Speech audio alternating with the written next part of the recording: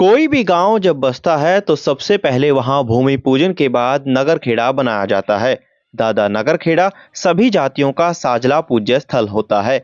यहाँ दादा का मतलब देवता से है, जबकि खेड़ा शब्द गांव के बसने के केंद्र बिंदु का प्रतीक है।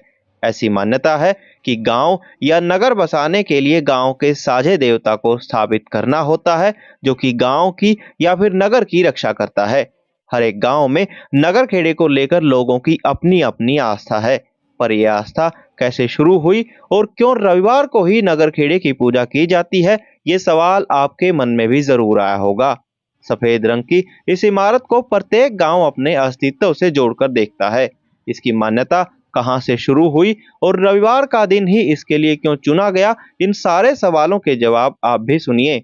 नगर खेड़ा क्यों स्थापित करा जाता है, क्या है इसके पीछे धारणा? नगर खेड़ा है जो दादा खेड़ा, ये एक बहुत पुरानी वो है। तो एक पुराने समय में कश्यप नाम के ऋषि हुआ करते थे। उसकी दो पत्नी थी, एक का नाम था दीति और एक का नाम था आदिति। तो दीति के तो यहाँ जो इंद्र देवराज जी है ना, उन्होंने जन्म लिया, देवता बनेंगे।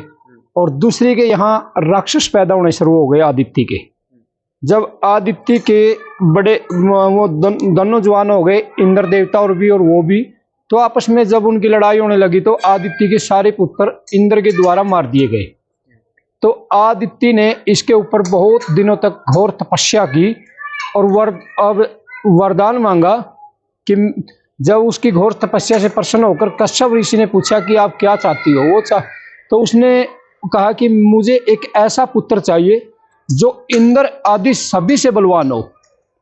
तो उसने उसको तथास्तु कहकर अंतर्ध्यान हो गया। और तो उसके गर्भ के अंदर जो क्षेत्रपाल है, ये नगर खेड़ा महाराज जी प्रकट हो गए शंकर भगवान के कणों से।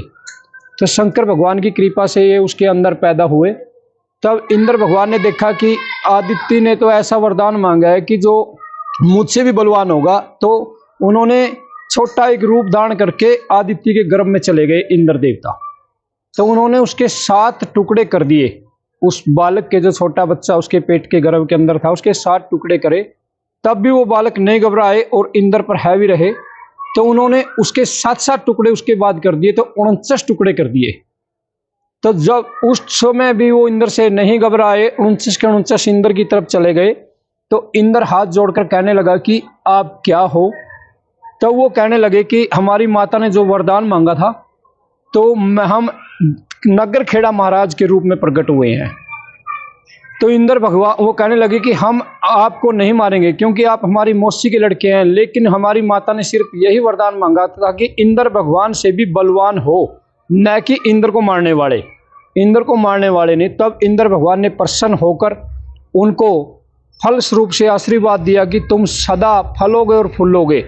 तो उन अक्षेत्रपाल, जो पूरे संसार के अंदर 49 खेड़े हैं कुल, उन 49 खेड़ों की महिमा से ही जब उन्हें इंद्र भगवान ने कहा कि आप जहां जिस भी नगर की, गांव की, जहां भी कोई स्थापना होगी, जहां भी 10 आदमी इकट्ठा हो गए, कहीं भी आपकी स्थापना रखेंगे तो आपका नाम नगर खेड़ा कहलाएगा।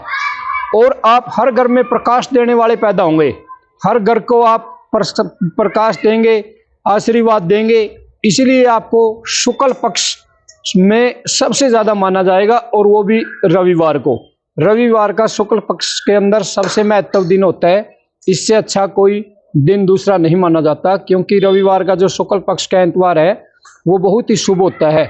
और उस दिन खासकर भोग क्षेत्रपाल श्री नगर खेड़ा महाराज की सबसे ज्यादा श्रद्धा समान पूजा की जाती है। और इसी से नगर खेड़ा पैदा हुए है।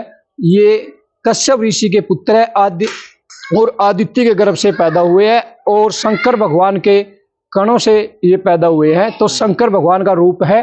49 टुकड़े होने के कारण इस पूरे संसार के अंदर 49 खेड़े गिने जाते हैं।